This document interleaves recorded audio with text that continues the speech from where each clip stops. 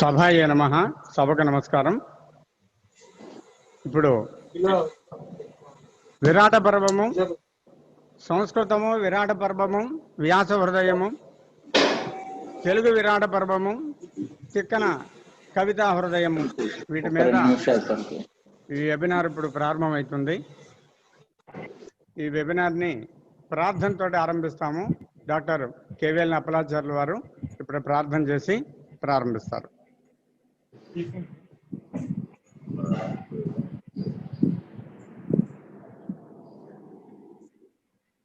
వాగీషాధ్యాసుమనసః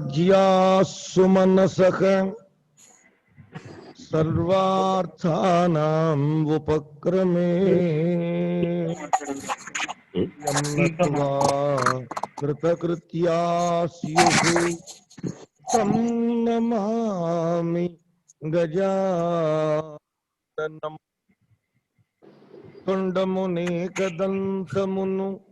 తోరపు బొజ్జయు వామహస్తమున్ మెండుగమ్రోయు గజ్జలును మెల్లని చూపులు మందహాసమున్ కొండక గుజ్జు రూపమున కోరిన విద్యలకెల్ల ఒజయుండడి పార్వతీ తనయ ఓయి గణాధిప నీకు దొక్కెదన్.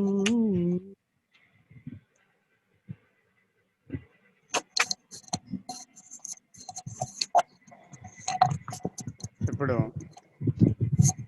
ఈ కార్యక్రమాన్ని ప్రిన్సిపాల్ గారు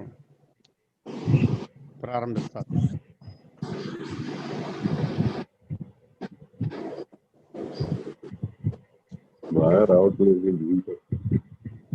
సభకు నమస్కారం అండి. వినపడుతోందండి శంకర్ సాయి గారు? వినపడుతుంది. సభకు నమస్కారం అండి. ముఖ్యంగా మా ప్రాచ్య విభాగం ఈరోజు విరాట్ పర్వం మీద సంస్కృతంలో అట్లాగే తెలుగులో దీని మీద విశ్లేషణాత్మక వ్యాఖ్యానం ఏర్పాటు చేయడం జరిగింది. దీనికి విచ్చేసిన పెద్దలు పూజ్యులు ప్రొఫెసర్ సకల రఘునాథ శర్మ గారికి, అట్లాగే ప్రొఫెసర్ పుల్లాబట్ల వెంకటేశ్వర్లు గారికి మా కాలేజ్ తరఫున, నా తరఫున, ప్రాచ్య విభాగం తరఫున ధన్యవాదాలు తెలియజేస్తూ ఈ విరాట్ పర్వం మీద ఈ వెబినార్ని ఏర్పాటు చేసిన మా ప్రాచ్య విభాగాధిపతి డాక్టర్ శంకర్ సాయిబాబు గారికి, అట్లాగే ఇతర అధ్యాపకులైన డాక్టర్ కేవీఎల్ అప్పలాచార్యులు గారికి, అట్లాగే డాక్టర్ ఎం విజయశ్రీ గారికి, అట్లాగే శ్రీ టి సుబ్బారావు గారికి, అట్లాగే శ్రీమతి డాక్టర్ వై ప్రశాంతి గారికి పేరు పేరున ధన్యవాదాలు తెలియజేస్తూ, చాలా విరాట్ పర్వం అనే ఒక అంశం తీసుకుని దాని మీద సంస్కృతంలో మన ఎట్లా వ్యాఖ్యానం చేశారు, అట్లాగే తెలుగులో తిక్కన గారు ఎలా దాన్ని వ్యాఖ్యానించారు అనేది ఈరోజు ఏర్పాటు చేయడం చాలా మంచి శుభపరిణామం. ముఖ్యంగా మనకి ఈ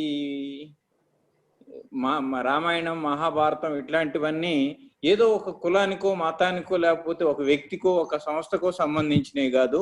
ఇవి విశ్వవ్యాప్తంగా ఇది ఒక జీవన శైలిని తెలియజేసే మంచి గ్రంథాలు కాబట్టి ప్రతి ఒక్కళ్ళు తెలుసుకుని దానిలో ఉన్న సారాంశాన్ని అవపోహన చేసుకుని సక్రమమైన జీవితాన్ని కొనసాగించడానికి ఇవి ఉపయోగపడతాయని భావిస్తా ఉన్నాను. ఇట్లాంటి ఈ వెబినార్ని ఏర్పాటు చేసినందుకు ముఖ్యంగా మా ప్రాచ్య విభాగానికి మరీ ధన్యవాదాలు తెలియజేస్తూ, నాకు ఈ అవకాశం ఇచ్చిన మీ అందరికీ పేరు పేరున ధన్యవాదాలు తెలియజేస్తూ నమస్కరిస్తున్నాను. థ్యాంక్ యూ అనండి ఆల్.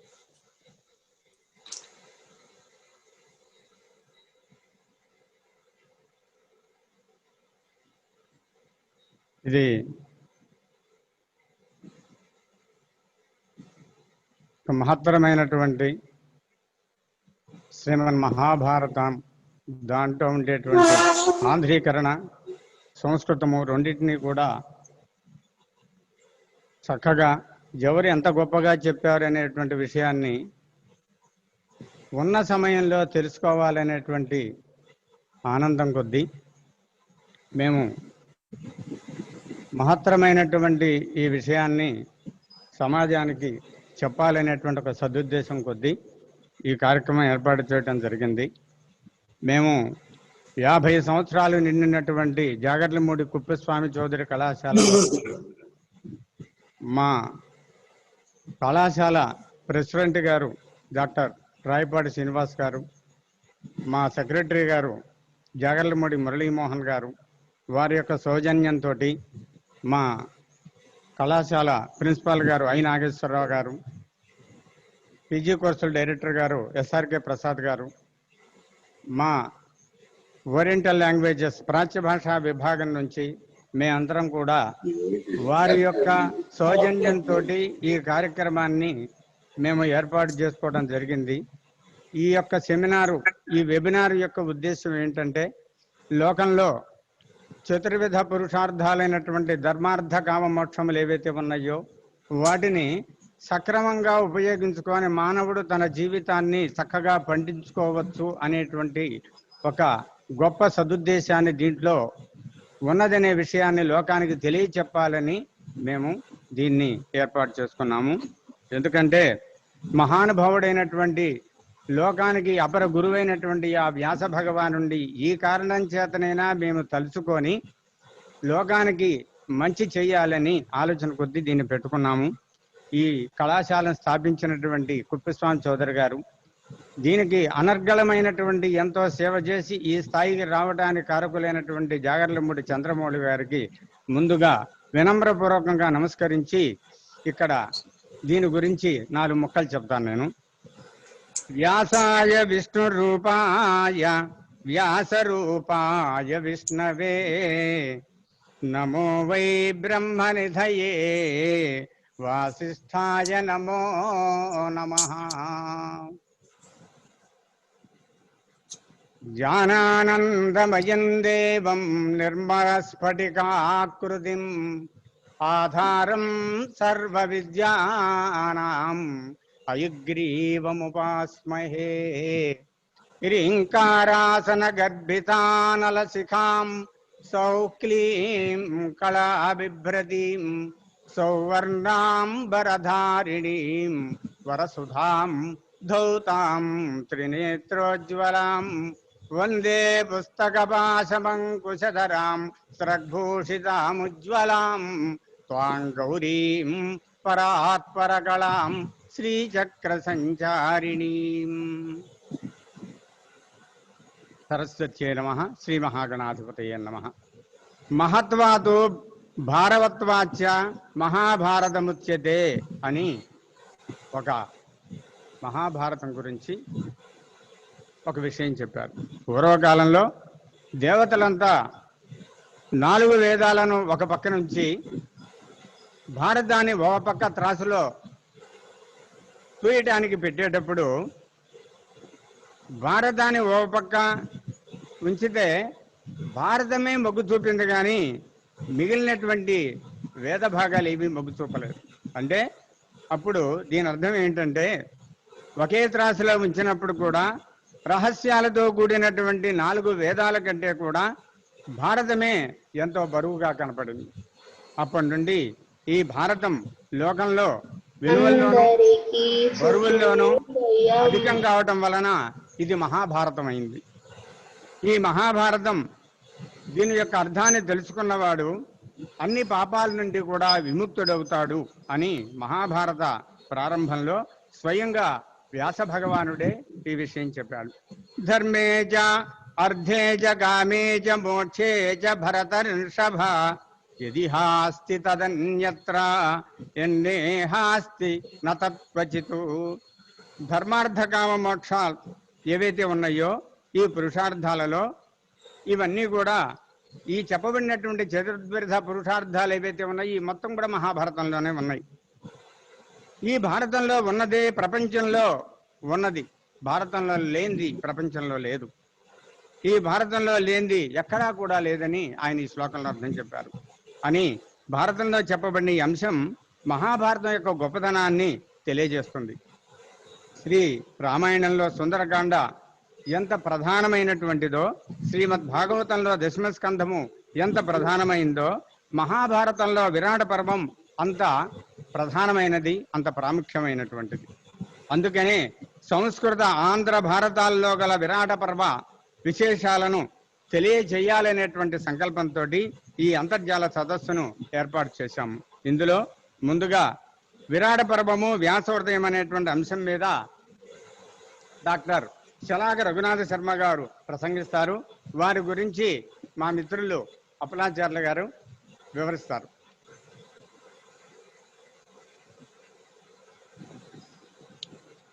నమస్సభాయై.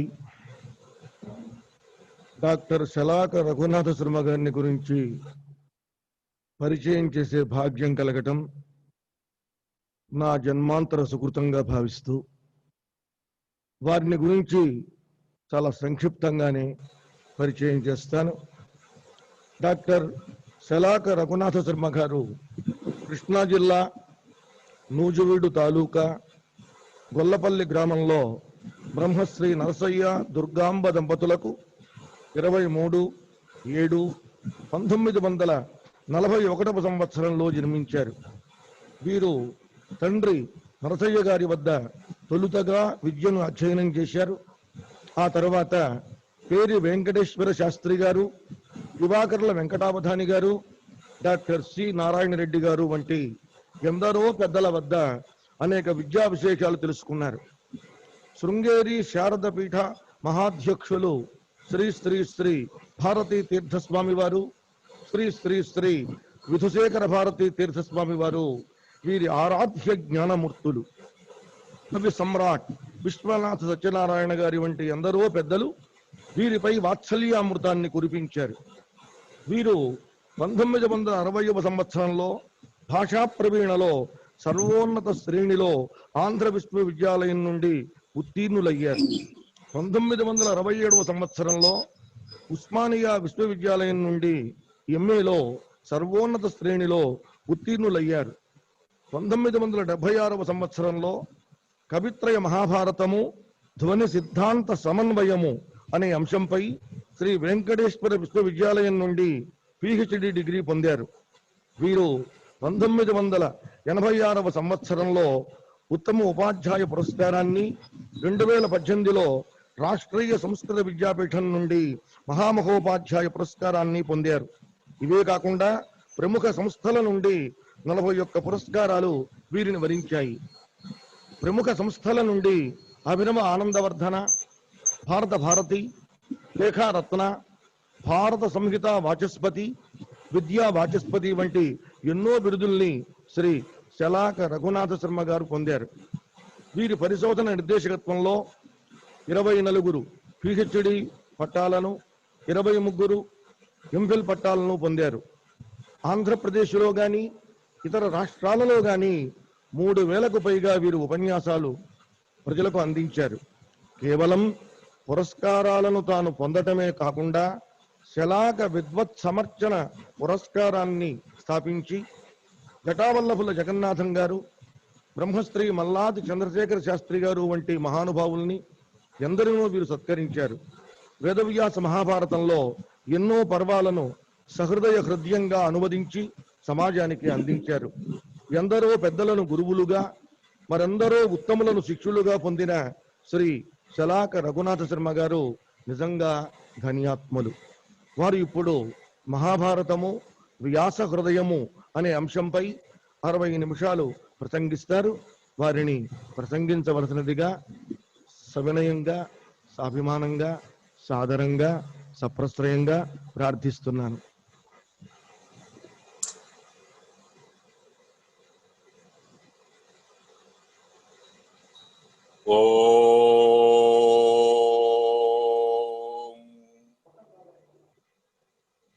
విఘ్నేశ్వరం విఘ్నశాంత్యై వాణీం వాచః ప్రవృత్తయే గురువున్ గూఢార్థభానాయ ప్రణమామి పునః పునః శరదిందు వికాసమందహాసాం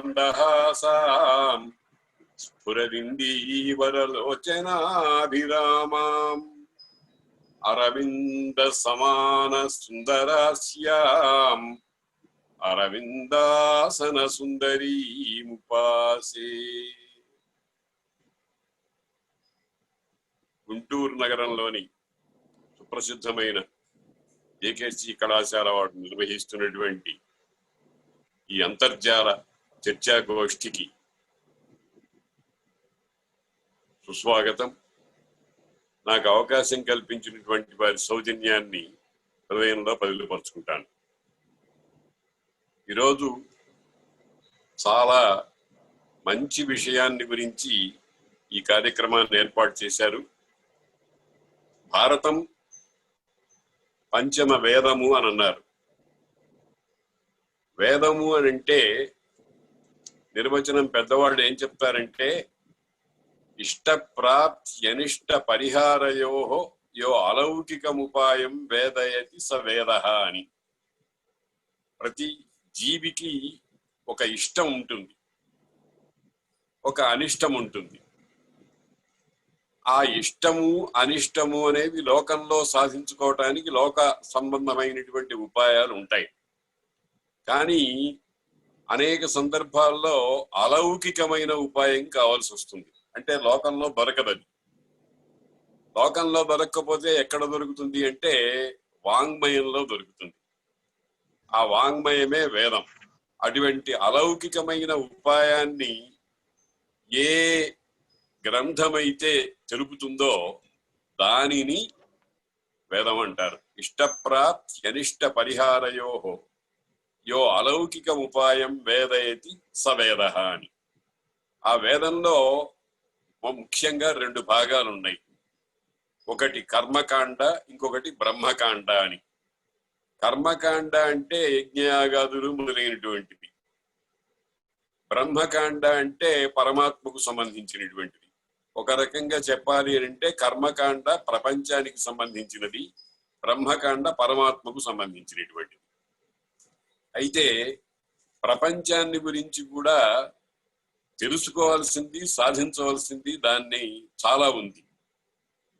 ఈ కర్మకాండ మొదలైన దాన్ని అంతటినీ కూడా వేదాంత పరిభాషలో అవిద్య అంటారు. అవిద్య అంటే విద్య కానిది అని అర్థం కాదు, విద్య వంటిది అని. అవిద్యయా మృత్యుం తీర్త్వా విద్యయా అమృతమశ్నుతే అని వేదవాక్యం. అవిద్య చేత మృత్యువును తరించి విద్య చేత అమృతత్వాన్ని పొందాలి అని అన్నారు. ఇక్కడ మృత్యు అంటే కూడా మామూలు చావు అని అర్థం కాదు. ప్రమాదం వై మృత్యురహం బ్రవీమి అని భారతంలోనే సనత్సుజాతుల వారు చెప్తారు. ప్రమాదము అంటే చూడవలసిన దాన్ని చూడకపోవటం. చూడవలసింది ఏమిటి అంటే పరమాత్మ. ఆ పరమాత్మను కాకుండా వేరే దాన్ని చూడటమే ప్రమాదం అన్నమాట.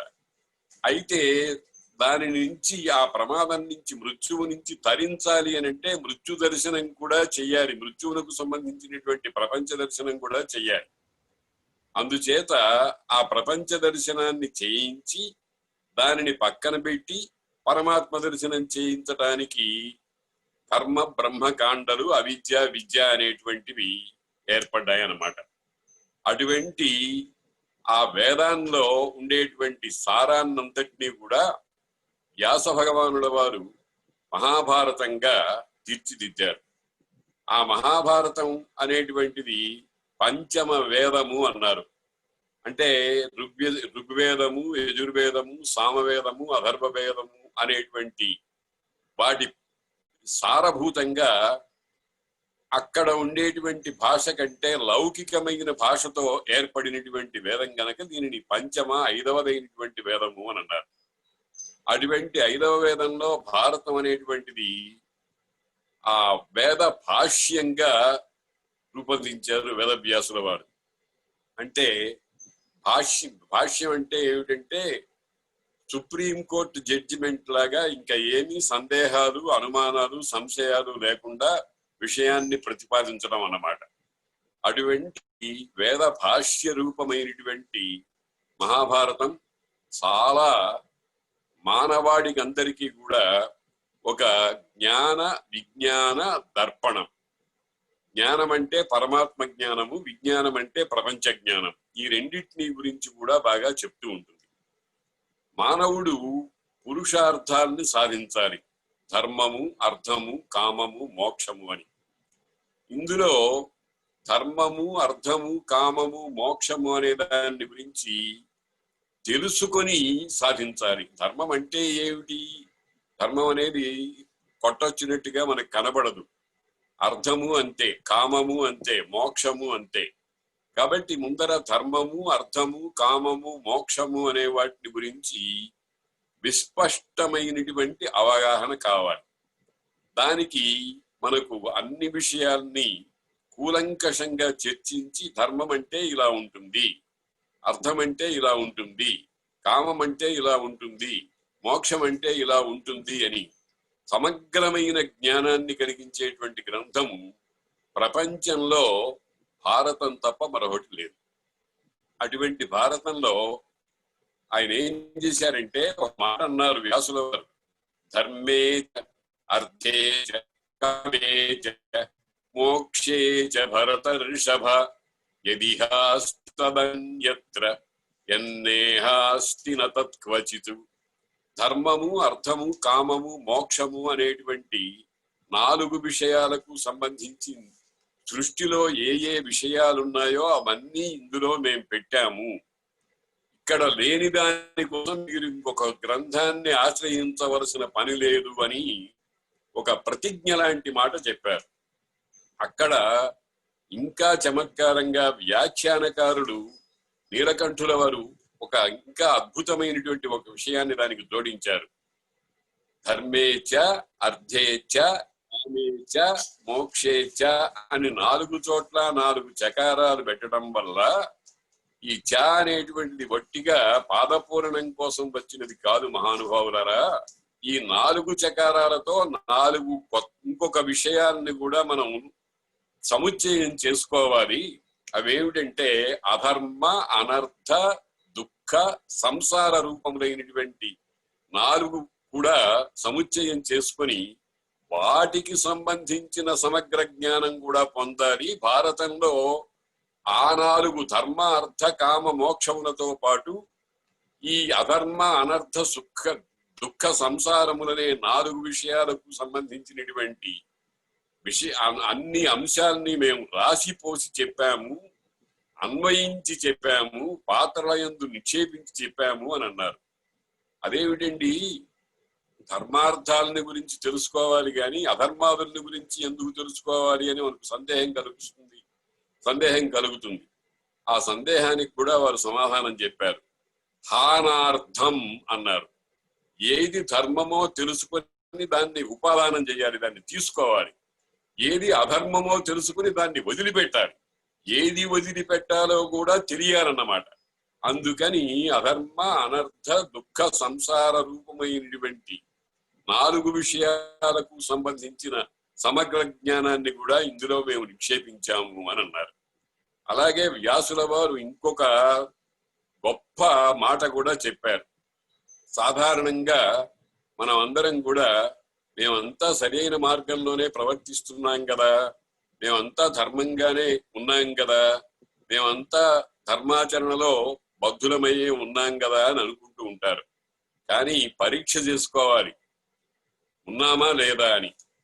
నజాతు కామాత్ న భయాత్ న లోభాత్ త్యజే ధర్మం జీవితస్యాపి హేతోః ధర్మో నిత్యః సుఖ దుఃఖే త్వనిత్యే జీవో నిత్యః హేతురస్య త్వనిత్యః అని వ్యాసుల వారు చాలా అద్భుతమైనటువంటి మాట ఒకటి చెప్పారు. ఇది ఒక శాసనం, అనుశాసనం అంటారు. మామూలుగా మనం అందరం కూడా దేవుణ్ణి పూజ చేస్తూనే ఉంటాం. పూజ చేసేటప్పుడు ఏదైనా విక్షేపం వచ్చిందనుకోండి, అంటే భగవంతుడి గురించి గాయత్రి మంత్రం చేసుకుంటూ ఉన్నాం అనుకోండి, వచ్చినప్పుడు ఒక ఫోన్ కాల్ ఏదన్నా వస్తుంది. ఫోన్ కాల్ వచ్చినప్పుడు మనకు అనేకమైనటువంటి విక్షేపాలు అట్టా వస్తూ ఉంటాయి. వచ్చినప్పుడు దీనిని చేసి దాని దగ్గరికి వెళ్ళాలా, దీన్ని ఏకకాలంలో చేయాలా, చేస్తే వచ్చే లాభం ఏమిటి, నష్టం ఏమిటి మొదలైనవన్నీ ఆలోచిస్తూ ఉంటాం. ఇటువంటి విక్షేపాలు జీవితంలో అనేకం వస్తూ ఉంటాయి. ఆ విక్షేపాలకు లోబడిపోయి ధర్మాన్ని మనం పరిత్యజిస్తూ ఉంటాం. ఫోన్ కాల్ వచ్చేటప్పటికి గాయత్రి మంత్రం అమ్మవారిని కాసేపు నువ్వు మేము పక్కన కూర్చోండి, మేము వారితో మాట్లాడి మళ్ళీ వస్తాము అని చెబుతాం అన్నమాట. ఇది సరి అయిన పద్ధతి కాదు అని అంటున్నారు. నజాతు కామాత్, ఏదో ఒక కోరిక వల్ల గాని, నా భయాత్, భయం వల్ల గాని, లోభాత్, నాకు వచ్చేది ఏదో పోతుంది, నాకు వచ్చేది లప్పలు రావాలి అనేటువంటి భావంతో గాని ధర్మం నత్యజేత్, ధర్మాన్ని త్యజించవద్దు, త్యజించరాదు. నజాతు కామాన్న భయాన్న లోభాత్ త్యజేత్ ధర్మం జీవితస్యాపి హేతో, చివరికి బతుకు నాశనం అయిపోతుందనుకున్నా ధర్మాన్ని వదిలిపెట్టద్దు అని అంటున్నారు. అదేంటండి, ధర్మం జీవితం కోసమే కదా అని అంటే, ధర్మం జీవితం కోసమే. జీవితం అంటే ఈ ప్రస్తుతం మనం బతికున్నటువంటి ఈ కాస్త కాలమే కాదు, సృష్టి ఆది నుంచి సృష్టి అంతం దాకా మన జీవితం ఉంటుంది. ఆ జీవితం కోసం తాత్కాలికమైన ఈ జీవితం పోయినా సరే ధర్మాన్ని వదిలిపెట్టకూడదు అని వ్యాసుల వారి అభిప్రాయం అన్నమాట. ఆ రకంగా ఆయన ఒక అనుశాసనం చేశారు. దానికి కారణం కూడా చెప్పారు. ధర్మో నిత్య, ధర్మము అనేది నిత్యమైనటువంటి, మనకు వచ్చేటువంటి సుఖాలు దుఃఖాలు అనేటువంటివి వస్తూ ఉంటాయి, పోతూ ఉంటాయి. భగవద్గీతలో చెప్పారు, ఆగమా అపాయినో అనిత్యాహ తాం స్థితిక్షస్వ భారత అని. అవి వస్తూ ఉంటాయి, పోతూ ఉంటాయి, వస్తూ ఉంటాయి, పోతూ ఉంటాయి అంటే అనిత్యాలు. ఉండటమే తప్ప పోవటం అనేది లేకుండా ఉండేది నిత్యం యొక్క లక్షణం. ఎవడైనా నిత్యాన్ని పట్టుకుంటాడు గాని అనిత్యాన్ని పట్టుకుంటాడా? కుక్కతోక పట్టుకుని గోదావరి ఈదాలనుకునేటువంటి వాడు ఉంటాడా? నిత్యమైనటువంటి భగవంతుణ్ణి పట్టుకోవాలన్నమాట. అందుకని జీవితస్యాపి హేతోహో, జీవితం మొత్తం పోయినా సరే ధర్మం అనే దానికి భంగం రాకూడదు అనేటువంటి విషయాన్ని వ్యాసుల వారు చాలా ఖండితంగా, ఏ మొహమాటము లేకుండా, ఏ ఇచ్చకాలనో అపేక్షించకుండా చెప్పారన్నమాట. నజాతు కామాత్ న భయాత్ న లోభాత్ త్యజేత్ ధర్మం జీవితస్యాపి హేతోః. ధర్మో నిత్యః సుఖ దుఃఖే త్వనిత్యే జీవో నిత్యః హేతురస్య త్వనిత్యః. జీవుడు, మనం ప్రత్యేగాత్మ అంటాం. ఈశ్వర సర్వభూతానాం హృద్దేశే అర్జున తిష్టతి అని ఆ హృదయంలో ఉండేటువంటి అంతరాత్మ, ప్రత్యేగాత్మ అనేటువంటి జీవరూపంలో ఉన్నటువంటి వాడు నిత్యుడు.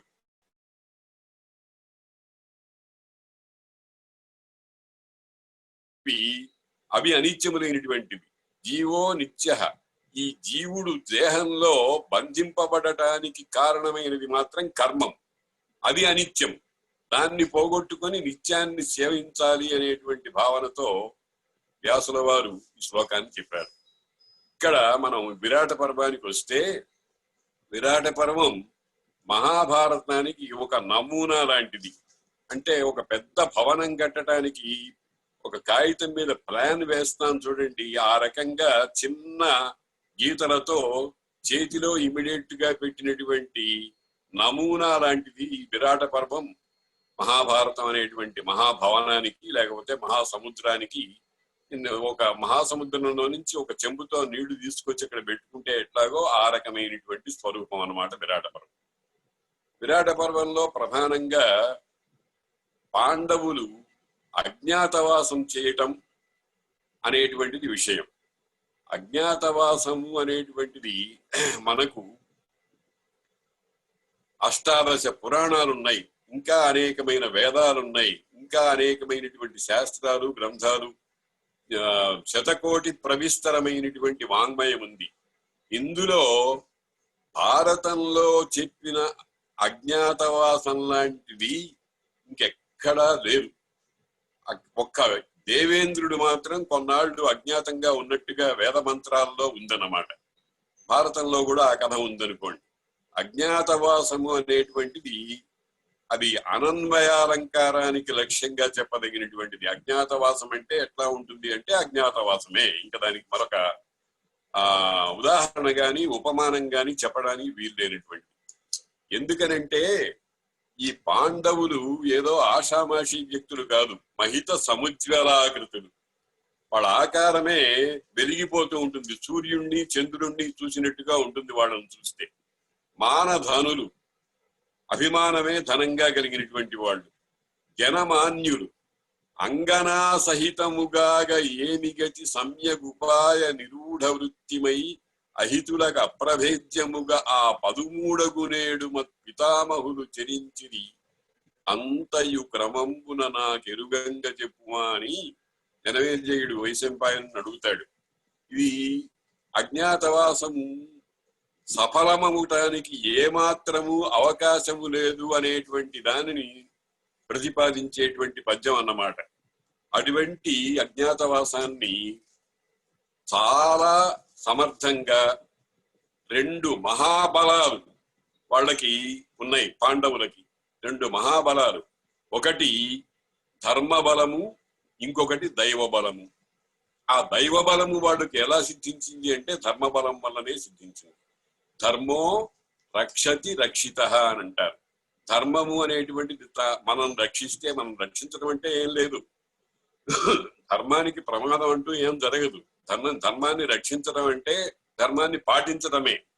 ధర్మం అనేటువంటిది ఏమిటో ఏది కాదో అనేటువంటిది శాస్త్రాలు చెప్పి ఉన్నాయన్నమాట. అటువంటిది దానిని చక్కగా అన్యూనాతిరిక్తంగా వ్యభిచారం లేకుండా పాటించడం ఏదైతే ఉందో దానినే ధర్మరక్షణ అంటారు. దానిని మనం రక్షించినట్లయితే అది మనని రక్షిస్తుంది. ఈ సిద్ధాంతాన్ని మనం జాగ్రత్తగా సమన్వయించి చూసుకున్నట్లయితే ధర్మరాజు ప్రధానంగా ధర్మాన్ని ఎలా రక్షించాడో, తానెట్లా ధర్మం చేత రక్షింపబడ్డాడో అనేటువంటి విషయాన్ని అనేకమైనటువంటి పరీక్షల ద్వారా నిరూపించినటువంటి ఘట్టము భారతంలో విరాట పర్వం. విరాట పర్వాన్ని వ్యాసుల వారే ఏమంటారంటే విరాటోద్యోగ సారవాన్ అన్నారు. మహాభారతం అనేటువంటి మహావృక్షానికి చేవ చెట్టు చేవ ఉంటుంది చూడండి, ఆ చేవ లాంటిది ఈ విరాట పర్వము అని అన్నారు. విరాట ఉద్యోగ సారవాన్, విరాటము ఉద్యోగము అనేటువంటిది సారముగా కలిగినటువంటిది ఈ మహాభారతం అనేటువంటి మహావృక్షము అని వ్యాసుల వారి మాటే ఉన్నదన్నమాట. అటువంటి విరాట పర్వంలో ఆయన వ్యాసుల వారు ఏం చేశారంటే ధర్మరాజుని గురువుగా స్వీకరించి ఆయన దారిలో నడవటానికి చాలా శ్రమ పడినటువంటి భీమ, అర్జున, నకుల, సహదేవ, ద్రౌపది అనేటువంటి 5 వ్యక్తులు ఏ విధంగా రక్షింపబడ్డారు, ఏ విధంగా సాఫల్యాన్ని పొందారు అనేటువంటి విషయాన్ని ప్రతిపాదించడం విరాట పర్వం ద్వారా వ్యాసుల వారి హృదయం. ఆ వ్యాసుల వారి హృదయంలో మనం కొన్ని ఉదాహరణలు 4-5 ఉదాహరణలు తీసుకోవాలి.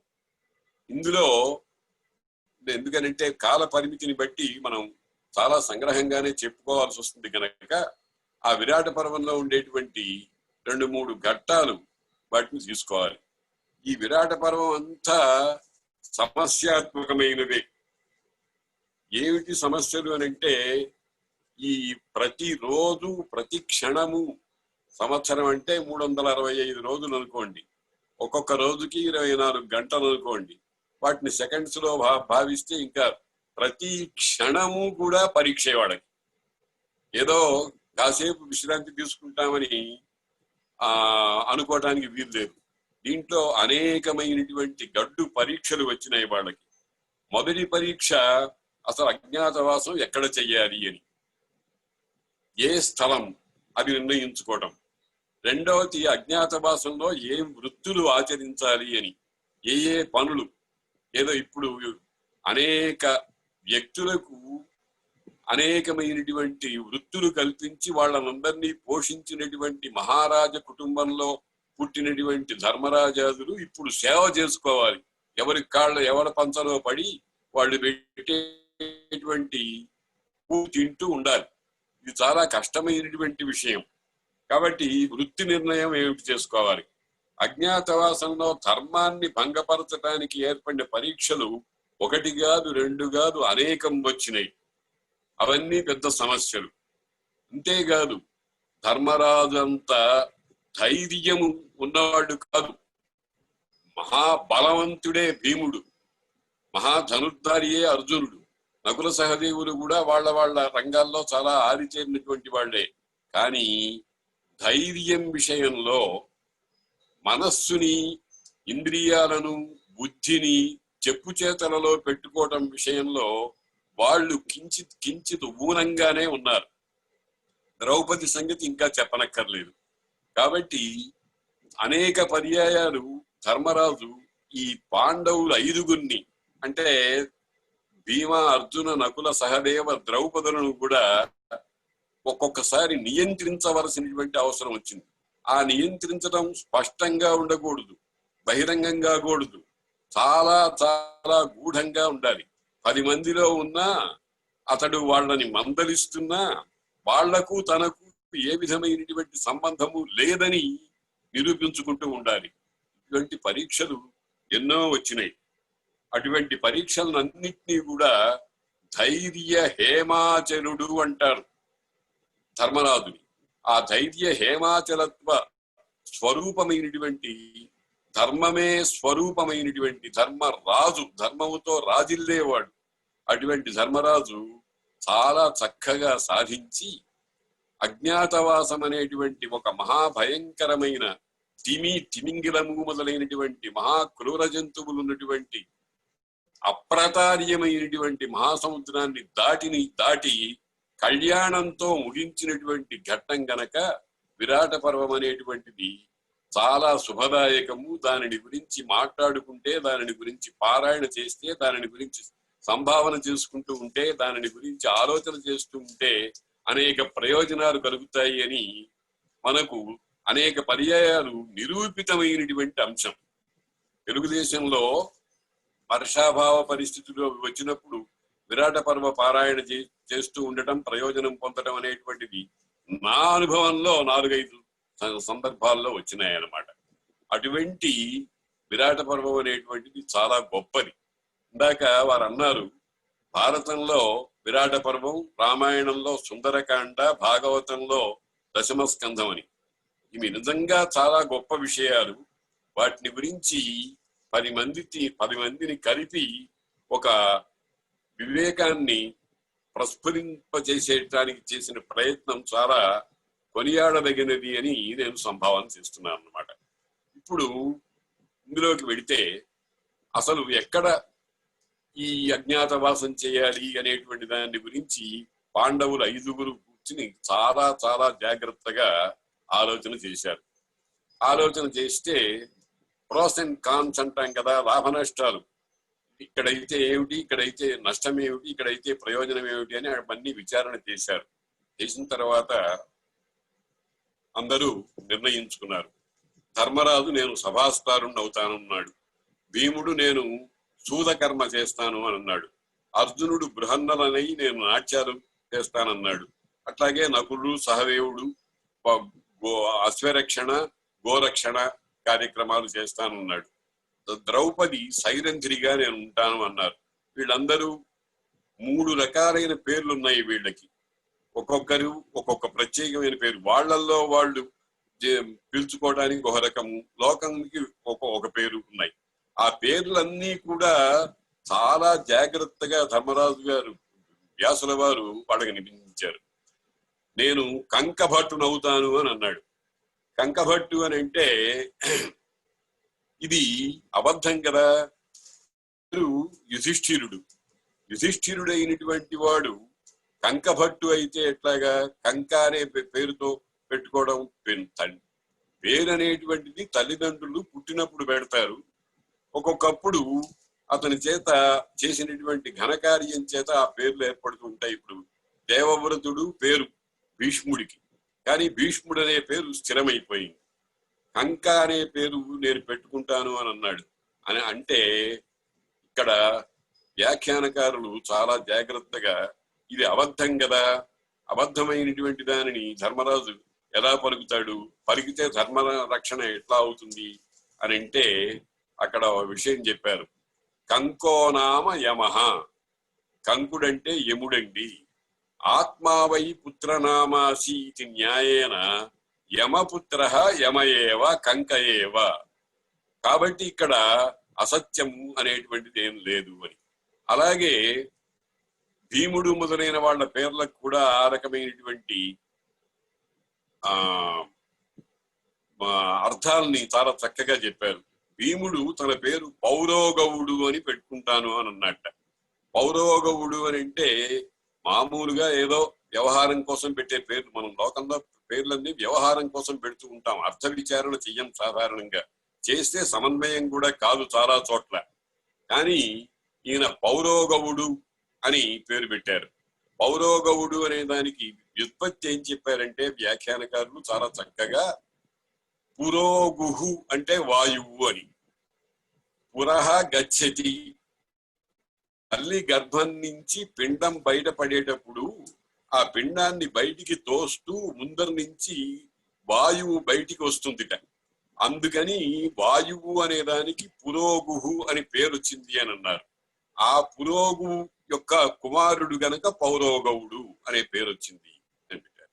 అంటే ఇతరులకు తెలియకుండా ఉండటం కోసం పెట్టుకున్న పేరు కూడా సత్యమే అయి ఉండాలి అనేటువంటిది. ధర్మపాలన అనేది ఎట్లా చేశారు అనే దానికి ఈ విషయాన్ని మనం గమనించాలన్నమాట. అలాగే బృహన్నరుడు అని అన్నాడు. నరయేవ నరహ నలహ, నరుడు, నరుడే నలుడు. సంస్కృతంలో రలయో రభేద ఉంది, రాకు లాకు భేదం లేదు అని.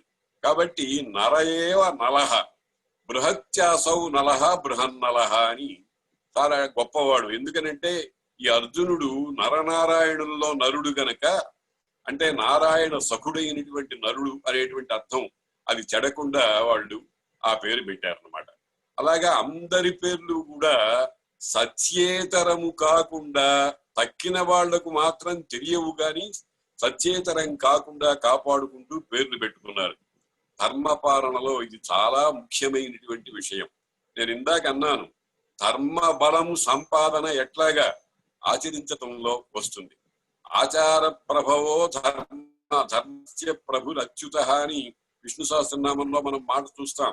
ఆచార ప్రభావం అంటే ధర్మాన్ని గురించి వాచా చెప్తే ప్రయోజనం లేదు, ఆచరించి చూపించినప్పుడే అది ధర్మం అవుతుంది అని అర్థం. అందుకని వీళ్ళు ధర్మాన్ని తెలిసిన వాళ్ళు, ధర్మాన్ని ఆచారంలో పెట్టినటువంటి వాళ్ళు. ధర్మము తప్ప మరొక దాన్ని గురించి వాళ్ళు ఎప్పుడూ ఆలోచించలేదు. లోభము చేత గాని, భయం చేత గాని, ఇతరమైనటువంటి ఏ వికారం చేత గాని ధర్మాన్ని వదిలిపెట్టలేరు. దానిని ఈ విరాట పర్వంలో చాలా చక్కగా సమన్వయం చేసి చూపించారు వ్యాసుల వారు. అందుకనే విరాట ఉద్యోగ సారవాన్, విరాటము ఉద్యోగము సారవంతమైనటువంటిది అని మనం చెప్పుకోవటం వచ్చిందన్నమాట. ఈ రకంగా వీళ్ళు ఉద్యోగంలో చేరుకున్నారు. చక్కగా వాళ్ళకి పైగా ధర్మరాజు, యమధర్మరాజు యొక్క అనుగ్రహం కూడా ఉంది. మిమ్మల్ని ఎవరు కూడా యక్ష ప్రశ్నల సందర్భంలో ధర్మరాజు యొక్క ధర్మనిష్టకు మెచ్చుకొని ఆయన వరం ఇచ్చాడు, మీకు సంపూర్ణమైనటువంటి రక్షణ ఉంటుంది అజ్ఞాతవాసంలో అని. అంతేకాదు వీళ్ళు విరాట నగరానికి ప్రవేశించేటప్పుడు మొట్టమొదట దుర్గా స్తోత్రం చేశారు, అమ్మవారి స్తోత్రం చేశారు. ఆ అమ్మవారి స్తోత్రం చాలా గొప్ప స్తోత్రం. విరాట పర్వంలో 6వ అధ్యాయంలో ఉంటుందన్నమాట. దుర్గాతు తారయసే దుర్గే తత్వం దుర్గా స్మృతా జనై కాంతారేష్వసన్నానాం మగ్నానాంచ మహార్ణవే. ఎక్కడెక్కడైతే మహాభయంకరమైన పరిస్థితులు వస్తాయో, ఇక్కడి నుంచి బయట పడతామా అనేటువంటి భీతి కలుగుతుందో, ప్రాణాలు పోతాయేమో అనేటువంటి పరిస్థితి వచ్చినప్పుడు లోకంలో వాళ్ళందరూ కూడా తమ శక్తియుక్తుల మీద నమ్మకం పెట్టుకుని గింజుకొని ఏదో నానావస్థలు పడుతుంటారు. కానీ పాండవులు దైవ బలాన్ని మాత్రమే నమ్ముకున్నారు. అందుకనే దుఃఖము చేత ఆమెను పొందదగినది. దుర్గాత్ తారయసే. దుర్గము అంటే దాట నలవి కానిటువంటి ఆపద. ఆ దాట నలవి కాని ఆపద నుండి తరింపజేస్తావు గనక ఓ తల్లి నిన్ను దుర్గా అంటారు. తత్వం దుర్గా స్మృతా జనై కాంతారేష్వసన్నానాం మగ్నానాంచ మహార్ణవే ఏ స్మరంతి మహాదేవి నచ సీదంతి తే నరాః. ఎవరైతే నిన్ను స్మరిస్తారో, స్మరించడం అంటే ఇక్కడ చాలా చక్కటి విషయం ఈ స్మరణ అనేటువంటిది. స్మరణ అంటే పెద్దవాళ్ళు భావుకవరేణ్యులైన వాళ్ళు ఏం చేస్తారంటే స్మరణ అంటే భగవత్ స్వరూపమే అని అంటారు. అది చాలా గొప్ప విషయం, దాని గురించి చెప్పుకోవాల్సింది ఉంది. స్మరణ అంటే కొత్తగా వచ్చి చేరేది కాదు.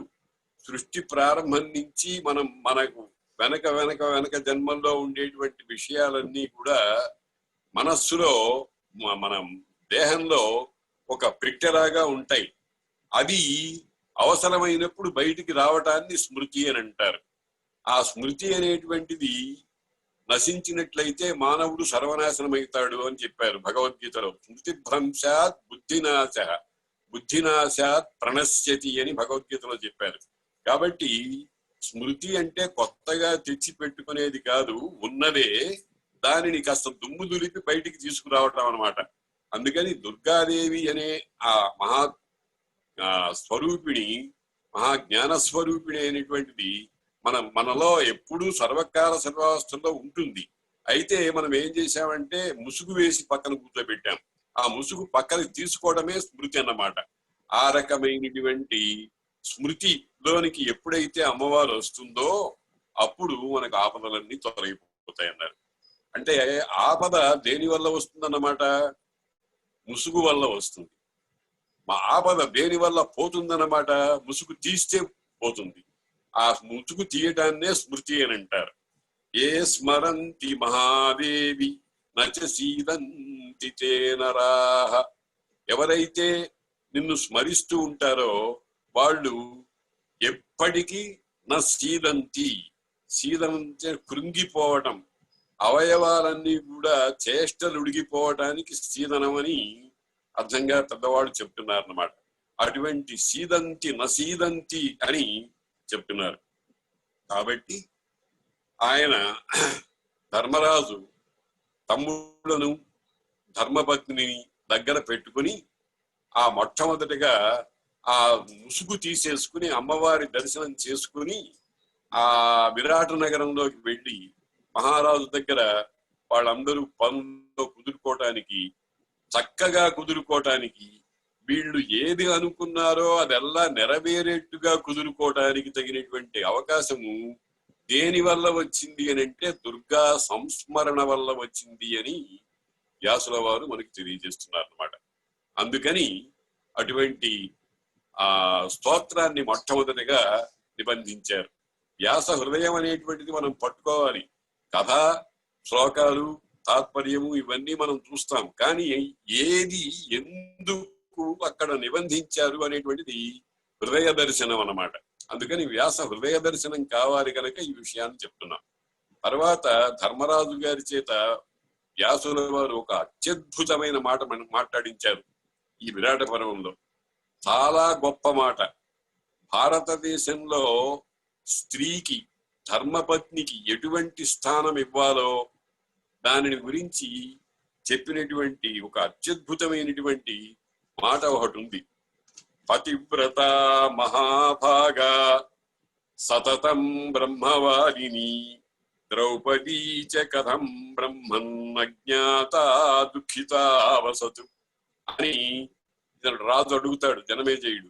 ఆమె పతివ్రత మహాభాగా సతతం బ్రహ్మవాదిని, అటువంటి ఆమె ఆ అజ్ఞాతవాసంలో ఎలా ఉంది అని అంటే అన్న చోట వ్యాఖ్యానకారులు ఎంత అద్భుతమైన అర్థం రాశారంటే సతతం బ్రహ్మవాదిని అని అంటే మామూలుగా బ్రహ్మ అంటే వేదము అని. కానీ ఆయన ఏం అర్థం రాశారంటే సతతం శ్రీకృష్ణం జపంతి అని అర్థం రాశారు. ఆ ద్రౌపది ఎప్పుడు కూడా తనకు ఆపద వచ్చినప్పుడు రానప్పుడు కూడా ఆమెను ఆ శ్రీకృష్ణుణ్ణి జపిస్తూ ఉంటుందిట. అటువంటి బ్రహ్మవాదిని అనేటువంటి మాటకు అర్థం రాశారనమాట. అంటే సృష్టిలో వారికి ఏ ఆపద కాపాడేటువంటిది దైవమే తప్ప మరొకటి లేదు అని ఆమె తన ప్రవృత్తి ద్వారా లోకానికి తెలియజేస్తుంది. ధర్మరాజు తమ్ముళ్ళను కూర్చోబెట్టుకుని ద్రౌపదిని దగ్గరగా కూర్చోబెట్టుకుని ఒక అద్భుతమైన మాట అన్నాడు. యం హినః ప్రియా భార్య ప్రాణేభ్యోపి గరీయసి మాతేవ పరిపాల్యా చ పూజ్యా జ్యేష్ఠేవ చ స్వసా. తమ్ముళ్ళకు చెబుతున్నాడు ధర్మరాజు. ధర్మరాజు ఎంత గొప్ప హృదయం కలిగిన వాడో తెలుస్తోంది. అంతేకాదు ఒక అపప్రతిష్ట అపోహ లోకంలో బాగా ఉంది. భారతీయులు స్త్రీని చాలా చాలా నీచంగా చూశారు అని. అది సరైనటువంటిది కాదు. కానీ ఆ కాదు అనటానికి అనేకమైనటువంటి ప్రమాణాలు ఉన్నాయి. రామాయణంలో రాముడు, భారతంలో ధర్మరాజు చెప్పాడు. ఎంత మాట అన్నాడో చూడండి. యం హినః ప్రియా భార్య ప్రాణేభ్యోపి గరీయసి మాతేవ పరిపాల్యా చ పూజ్యా జ్యేష్ఠేవ చ స్వసా.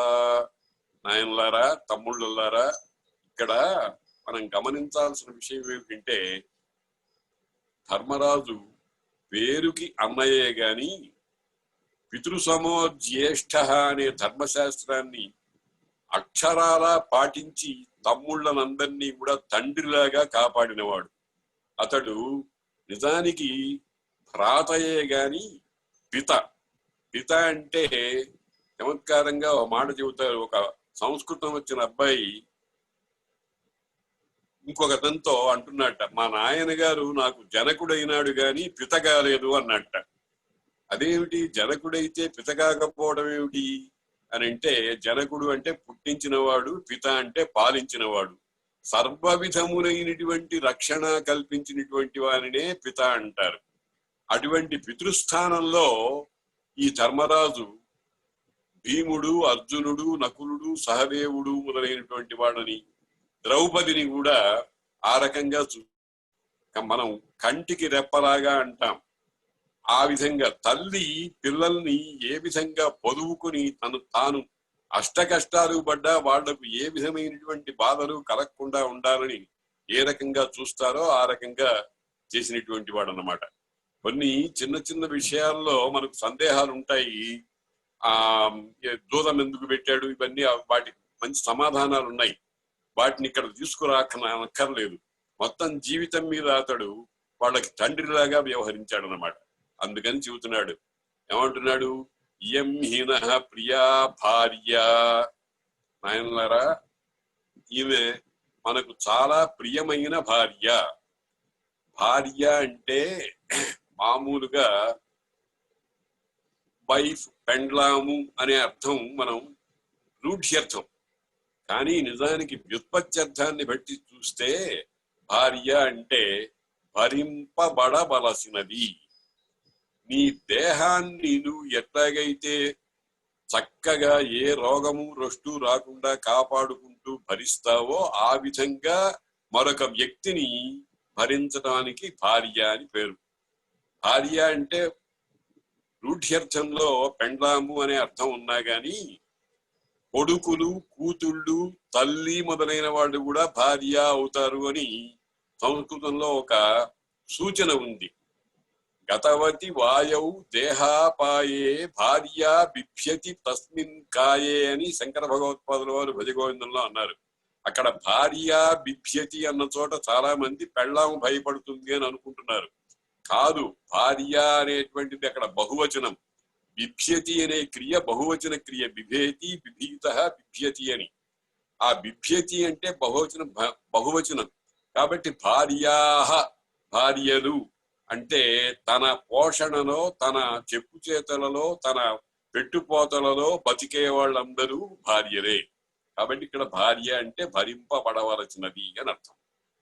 ఈ భార్య అని ప్రత్యేకించి వాడాడు.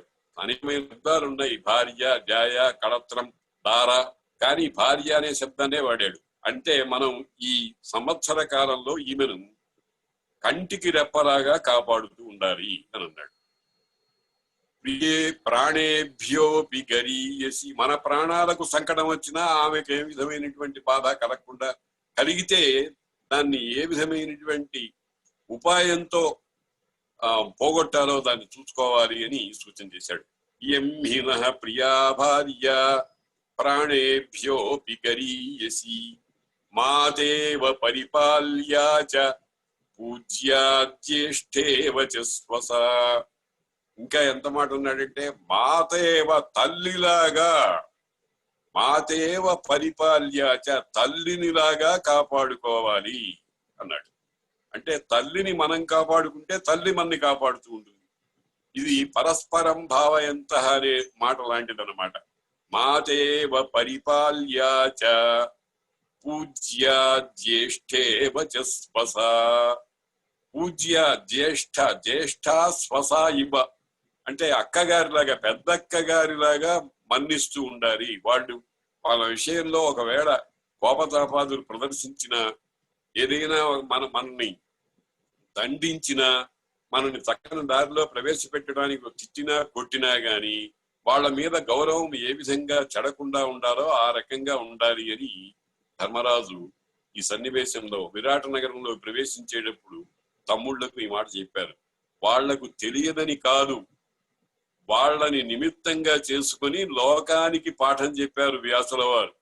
వ్యాసుల వారి హృదయం ధర్మరాజుని గురించి, భీష్ముడిని గురించి, భీముడిని గురించి ఇన్ఫర్మేషన్ ఇవ్వటం కాదు, వాళ్లను నిమిత్తంగా చేసుకుని లోకానికి అంతటికీ కూడా ధర్మ, అర్థ, కామ, మోక్ష స్వరూపాలు ఎలా ఉంటాయో వాటిని నిరూపించి అన్వయించి వాళ్ళు ఎట్లా ఆచరించారు అనేటువంటి దాన్ని చెప్పి దానిని బోధించడం, లోకానికి పాఠం చెప్పడం కోసం చేసినటువంటి పనన్నమాట.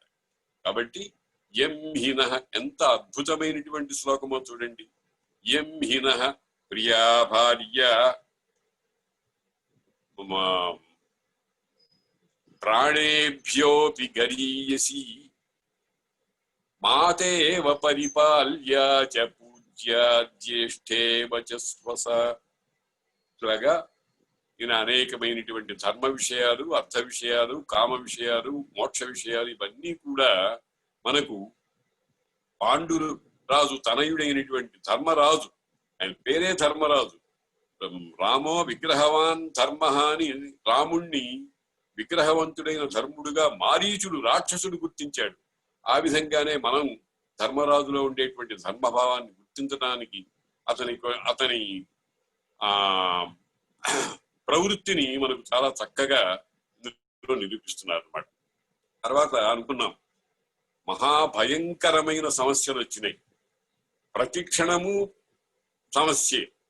ఎందుకనంటే విరాటరాజు భీముడి చేత కుస్తీలు పెట్టించేవాడు, సింహాలు మొదలైన వాటితో ఆటలాడించేవాడు వినోదం కోసం.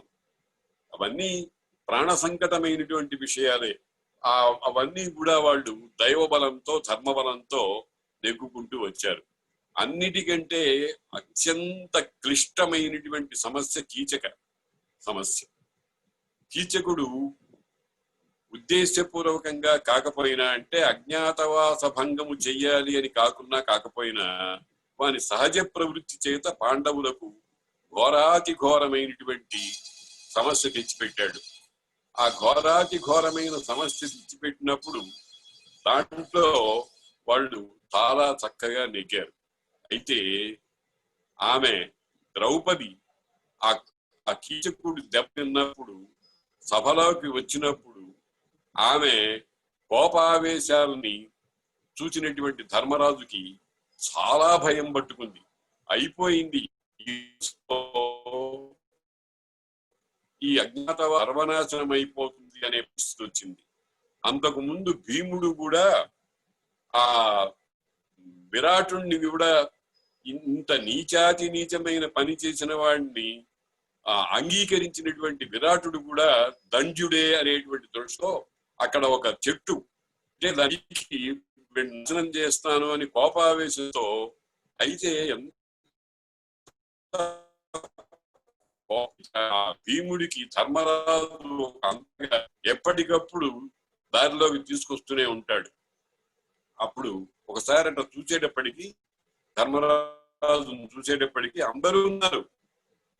ఒరే నాయనా భీమా అని పొరపాటున మాట అన్నాడు అనుకోండి, ఆ భీముడు కోపావేశంతో ఒళ్ళు తిరిగిక అన్నయ్య గారు అని అన్నాడు అనుకోండి, అజ్ఞాతవాసం సర్వనాశనం అయిపోతుంది. కానీ వాళ్ళందరూ కూడా నిగ్రహించుకోగలిగారు. ఆలోకయసి కిం వృక్షం సూద దారుకృతేన వై యదితే దారుభికృత్యం బహిర్వృక్షాన్ నిగృహ్యతాం అని ఎంత చక్కగా, ఎంత నేర్పుగా, ఎంత పరిరక్షణ దృష్టితో చెప్పాడు అంటే చాలా ఆశ్చర్యం అన్నమాట. ఈ బలనుడికి అంటే పౌరవగముడు అనేటువంటి వంటలవాడికి ఈ ద్రౌపదికి జరుగుతున్న అన్యాయం చూసేటప్పటికి పట్టశక్యంగాని కోపం వచ్చింది. కానీ ఆ ధర్మరాజు అనే అంకుశం అతని మీద పనిచేసింది. అందుకని ఒక్కసారి అతను చూసేటప్పటికి ఒరే నాయనా సుధా సుధా అన్నాడు, వంటలవాడా అన్నాడు, తమ్ముడు అనలే, భీముడు అనలే, అంటే కొంప మునిగిపోయేది. సుధా అని సంబోధించాడు. సుధా ఆలోకయసి కిం వృక్షం, చెట్టును ఎందుకు చూస్తున్నావయ్యా? ఇక్కడ రాజుగారి ఆస్థానానికి దగ్గరగా 10 మందికి నిలువ నీడ ఇచ్చేటువంటి వృక్షాన్ని ఎందుకు చూస్తున్నావు? ఎందుకు చూస్తున్నావు అంటే ఆ చూపులోనే అతనికి అర్థమైపోయింది ఆ చెట్టు పీకేసి వీడు సర్వనాశనం చేసేస్తాడు అని. అందుకని దాన్ని ఎందుకు చూస్తావు? నీకు వంట కట్టెల కోసం కావాలంటే బయట చాలా చెట్లు ఉన్నాయిలే, వాటిని తీసుకో, అంతేగాని ఇక్కడ ఉండేటువంటి దీన్ని ఏమి చూడకు అని అన్నాడు. అనేటప్పటికీ భీముడు సూక్ష్మగ్రాహి గనక, ఓహో అన్నయ్య గారు ఈ కీచకుడు అనేటువంటి వాడిని తగలబెట్టడానికి కావలసిన కట్టెల్లాంటి వాటిని ఏర్పాటు చేసుకోవడానికి ఈ సభాంగణం కాకుండా వేరే చోట రహస్యంగా ఉండేటువంటి స్థలం ఎన్నుకోమంటున్నాడు అని గుర్తుపట్టి వెళ్ళాడు. అక్కడి నుంచి వెళ్ళిపోయినాడు. ఆ రకంగా ఒక్క మాటతో, చాలా జాగ్రత్త అయిన మాటతో విజృంభించి ఏమి చేస్తాడో, ఎంత కొంప ముంచుతాడో అనేటువంటి భావనలో ఉండేటువంటి ఆ భీముణ్ణి అదుపు చేసేసాడు. అది ధర్మరాజు యొక్క ధర్మబలం, దైవబలం.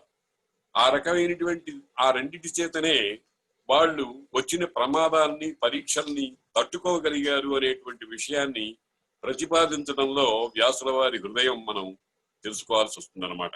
ఆలోకయసి కిం వృక్షం సూదదారుకృతేన వై యదితే దారుభికృత్యం బహిర్వృక్షాన్ నిగృహ్యతాం. భీముణ్ణి తలవర్చేశాడు ధర్మరాజు. ద్రౌపది ఇంకా తీవ్రమైన కోపంలో ఉంది, దుఃఖంలో ఉంది. అతి దుఃఖము, అతి కోపము వచ్చినప్పుడు పట్టుకోవడం చాలా కష్టం. మనం కూడా ఎరా ఎందుకు అంత ఆవేశపడ్డావు అని సావధానంగా ఉన్నవాడు అవతల వాడిని అంటాడు, కానీ ఆవేశంలో ఉన్నటువంటి వాడికి అప్పుడు ఆ సమయంలో ఏమీ తెలియదు. ద్రౌపది కూడా చాలా చాలా విజృంభించింది. ఇంకా ఆమెకు ఒళ్ళు తెలియటంలే.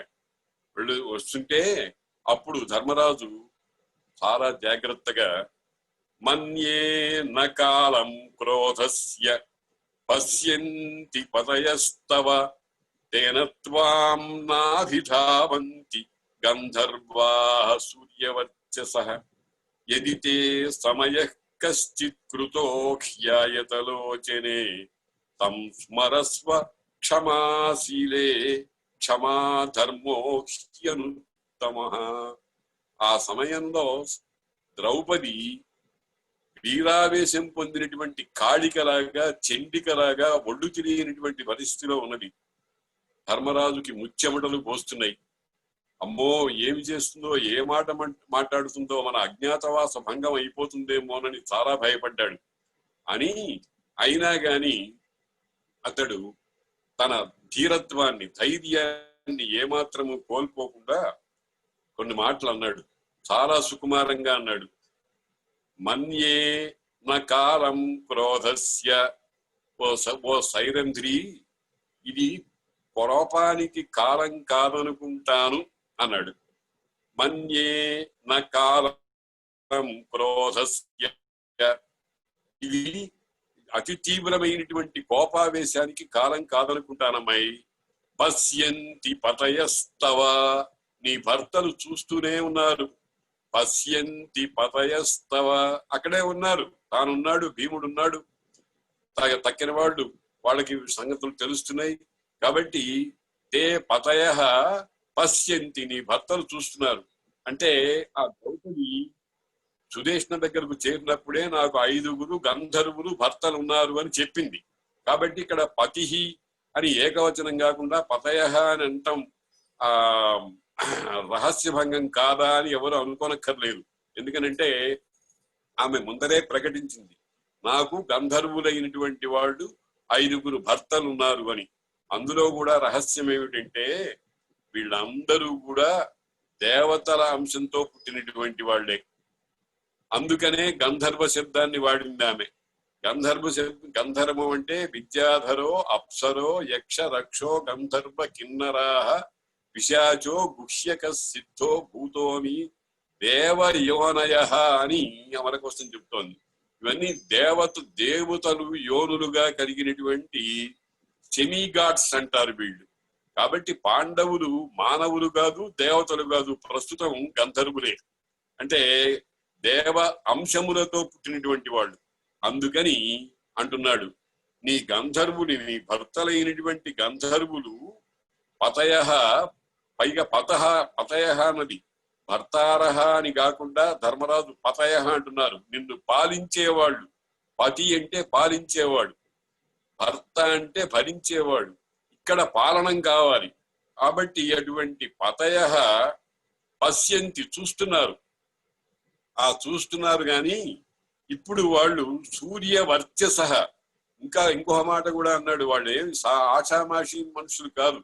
ఇటువంటి కీచకుడు అనేటువంటి మిడుగురు పురుగులు వాళ్ళు మాడి మసైపోవటానికి అవకాశమైనటువంటి సూర్యుని తేజస్సు వంటి తేజస్సు కలిగిన వాళ్ళై ఉంటారు వాళ్ళు. కాబట్టి ఏదో కాలం కాదు గనక, సమయం కాదు గనక వాళ్ళు నాభిధావంతి, పరిగెత్తుకు రావటం లేదు. కాబట్టి నువ్వు కొంచెం నిగ్రహించుకో నిన్ను. అంతేకాదు మీరందరూ ఏదైనా ఒక మాట అనుకున్నారేమో, ఒక సమయం చేసుకున్నారేమో, మనం ఇట్లా ప్రవర్తించాలి అని. ఆ సమయాన్ని ఎదితే సమయ కశ్చిత్ కృతో హ్యాయతలోచనే, పెద్ద కన్నులున్నటువంటి ఓ సైరంధ్రి అని ఈ ఆయతలోచనే అనేది కూడా చాలా అర్థవంతంగా ప్రయోగించారు.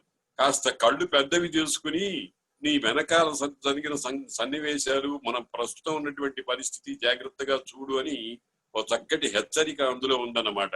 మీరేదన్నా ఒక శపథం పట్టుకున్నారేమో అంటే మనం అజ్ఞాతవాసం చేస్తున్నాము అనే విషయాన్ని మర్చిపోవద్దు అని గుర్తు చేయడం అన్నమాట. తం స్మరస్వ, దానిని నీవు ఇప్పుడు స్మరించు. క్షమాశీలే, నీలో ఓర్పు అనేది చాలా ఉన్నవి, అది పెంపొందించుకో. క్షమా ధర్మో హ్యనుత్తమ, సహించడం.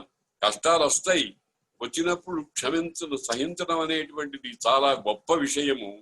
దానిని నువ్వు స్మరించి ఈ క్రోధావేశాన్ని తగ్గించుకోని అందరూ వింటూ ఉండగా ఆమెకు మాత్రమే అర్థమయ్యేట్టుగా, అజ్ఞాతవాసం పరిరక్షింపబడేట్టుగా ధర్మరాజు ఎంత గొప్పగా మాట్లాడాడో మనం గమనించాలి. అంటే ఇదంతా వ్యాసుల వారి హృదయంలో ఏమిటంటే, ధర్మము తెలిసినవాడు, ధర్మమును ఆచరించగలిగినటువంటి ధైర్యము, సాహసము, దిట్టతనము ఉన్నటువంటి వాడు ధర్మరాజు అని నిరూపించడం అనేటువంటిది వ్యాసుల వారి తాత్పర్యం అన్నమాట. ఇటువంటి పరీక్షలు ఎన్నో వచ్చినాయి. మళ్ళీ దక్షిణ గోగ్రహణం వచ్చింది, ఉత్తర గోగ్రహణం వచ్చింది.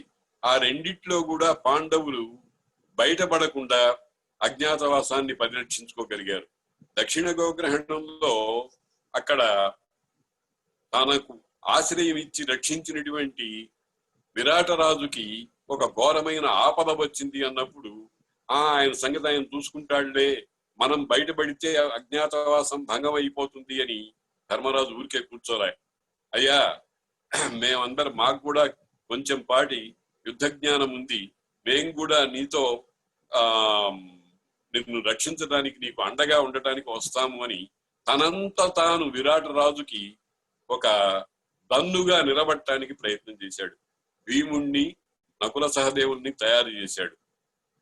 ఈ అర్జునుడు మాత్రం బృహన్నర గనక, అంటే పేడివాడు గనక అతడు ఇప్పుడు ప్రస్తుతానికి యుద్ధం రాడు అని పైకి చెప్పాడు గాని ఆ అవసరం తర్వాత వస్తుంది ఉత్తర గోగ్రహణంలో అనేటువంటి దాంతో అతన్ని అక్కడ అట్టే పెట్టేసేసాడు.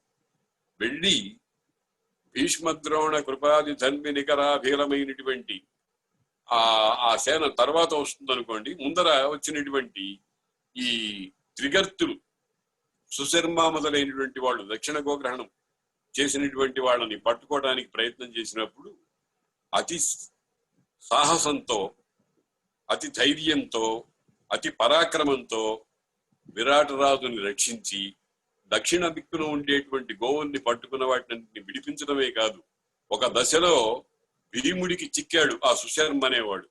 వాళ్ళకి పాండవుల మీద చాలా తీవ్రాతి తీవ్రమైన కోపం.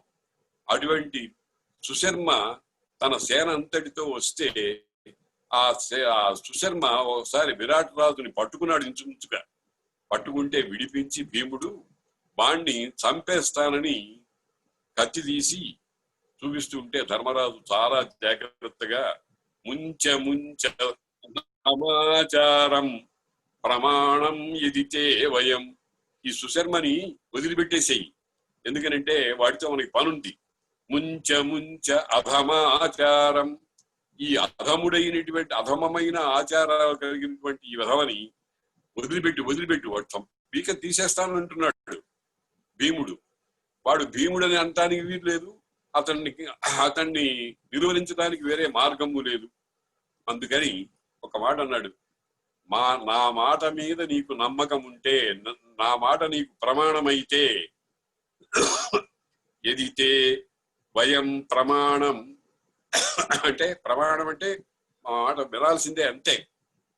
అది ఆ ప్రమాణ బుద్ధి కనుక నీకు మా యందు ఉన్నట్టయితే ఈ అధమాచారుణ్ణి వదిలిపెట్టేసి, ఎందుకనంటే దాసభావం గతః ఏష విరాటస్య, విరాటుడికి ఇప్పుడు నేను దాసుణ్ణి అని చెంపలేసుకుని గుంజీలు తీసి నన్ను క్షమించు అనేటువంటి మాట దాకా తీసుకొచ్చాడు అన్నమాట భీముడు. కాబట్టి ఇప్పుడు దాసుడు అయినాడు, దాసుడు అయిన వాడిని చంపకూడదు, అది ధర్మేతరం అని అతి ఘోరమైనటువంటి ఆపదకు కారణమైన వాడిని కూడా రక్షించాడు ధర్మరాజు. కాబట్టి ధర్మ రక్షణ అనేటువంటిది ఏ స్థాయిలో ఉంటుందో, ఏ విధంగా ఉంటుందో మనకి ఈ విషయాలన్నీ చెబుతుంటాయి.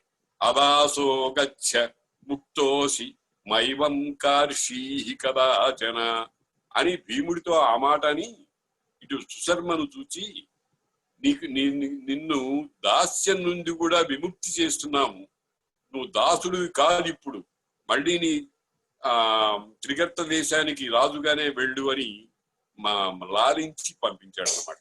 అది ధర్మరాజు యొక్క ధర్మనిష్ట. ఈ ధర్మనిష్టని ఆచరించి చూపించడం, దాని ద్వారా పాఠకులకు, దాని ద్వారా ప్రపంచ మానవాళికి ధర్మ రక్షణ అనేటువంటిది ఎంత క్లిష్టమైన, ఎంత ప్రాణ సంకటమైన, ఏ విధమైనటువంటి ప్రమాదాలు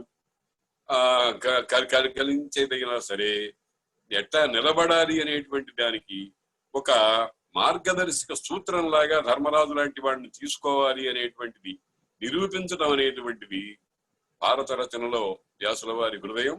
అందులో విరాట పర్వంలో మనకు చాలా చక్కగా, చాలా విస్పష్టంగా, ఆచరణాత్మకంగా నేను చాలా నొక్కి చెబుతున్న మాట ఏమిటంటే, ధర్మము అనేది మాట్లాడుకునేది కాదు, ధర్మము ఇట్లా ఉంటుంది అట్లా ఉంటుంది అనేది కాదు.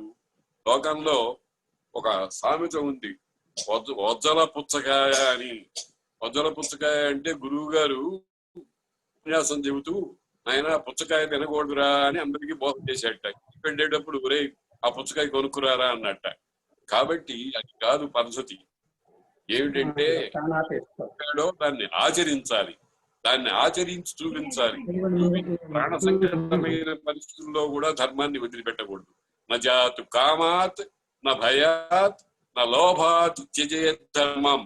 ఎట్లాగా కామము వల్ల, లోభము వలన, భయము వలన ధర్మరాజు ధర్మం చెల్లించకుండా నిలబడగలిగాడో నిరూపించినటువంటి అత్యద్భుతమైన ఘట్టం విరాట పర్వం. అటువంటి విరాట పర్వం ద్వారా అమ్మవారిని, ధర్మరాజు యొక్క ధర్మనిష్టను, ధర్మ దేవతను సంభావించుకునేటువంటి అవకాశం కలిగినందుకు సంతోషిస్తూ సెలవు తీసుకుంటాను. స్వస్తి.